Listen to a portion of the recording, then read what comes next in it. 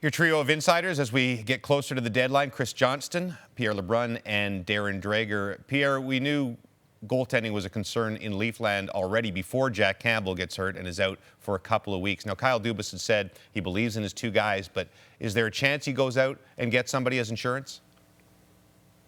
You know, I can't guarantee you that they'll go out and trade for a goalie. What I can tell you is that they are doing their due diligence on the marketplace, looking at a few goaltenders. Among them, we believe the Leafs have talked to Chicago about Marc-Andre Fleury. Now, again, this is more of the due diligence type. This is not a serious conversation at this point, but it does tell you that the Leafs are leaving no stone unturned.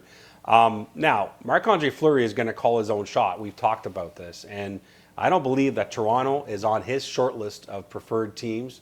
And by the way, I don't think the Washington Capitals, another team that's phoned Chicago, is on Marc-Andre Fleury's preferred list of destinations. So there's no guaranteed Fleury gets dealt at all.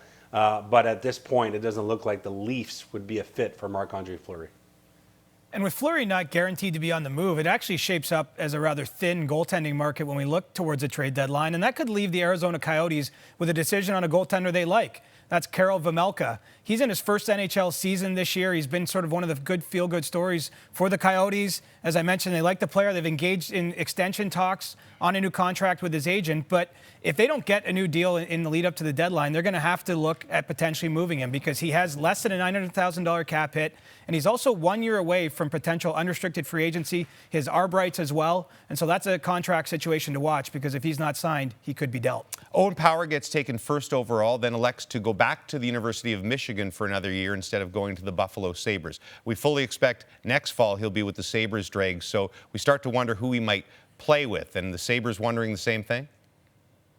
Absolutely. Kevin Adams, the general manager for the Buffalo Sabres, has let other general managers know that he is in the market for a top-end defenseman, somebody who can partner with Owen Power in the National Hockey League, but also a character player who can help mentor him along, show him some of the ropes. There's not a high level of urgency here. They'd like to get something done between now and the deadline, but if they don't, then they're comfortable testing the unrestricted free agent market in the summer. Power is a terrific talent. So is Claude Giroux, who's still high on our trade bait list. If this deal happens, Pierre, is it likely to be a straight two-team deal, or does it take a third party to get it done? It might need a third team like we saw at the trade deadline last year. And, Nick Foligno, David Savard all required a third team to bring down the AAV.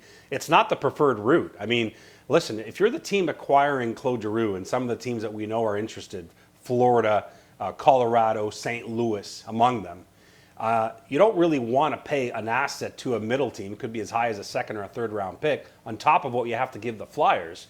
And the Flyers also would rather just have a straight deal with another team and not involve a third team.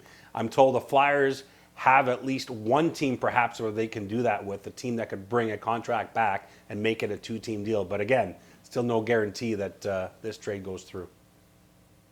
Right. I mean, the cap is always going to be a hindrance. That's just the norm this time of year. But there are also budget teams out there that are more worried about the cash payout than they are the actual cap hit. I think of the Arizona Coyotes as an example. Maybe it's going to be a bit of an issue for the Coyotes to get to the floor for next season. So they're looking for bigger cap hits. Here's a player of interest, plays with the New Jersey Devils, Andreas Johnsson. He's in the third year of a 4-year deal, originally signed by the Toronto Maple Leafs. Signing bonus money of well over $8 million.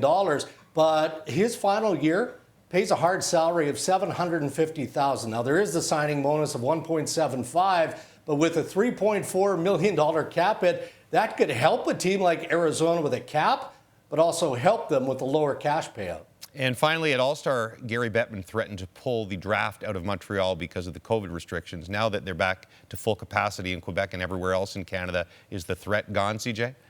Yeah, it's totally gone. I'd say you're safe to book a hotel room in Montreal in early July if you want to attend the draft. And, at this stage, the NHL is expecting not only will it be full capacity in the stands, the representatives from all 32 teams will be there, as we saw pre-pandemic last on the floor on draft day. And basically, this should be wrapped up in the next week. After the Heritage Classic on Sunday, NHL officials are heading to Montreal to put the final details on that. I should also note today that CJ tweeted that I should be concerned because he talked to a GM and there's zero buzz out here right now. And CJ, just want to say, when we brought you over, we expected more from you here on Insider Trading.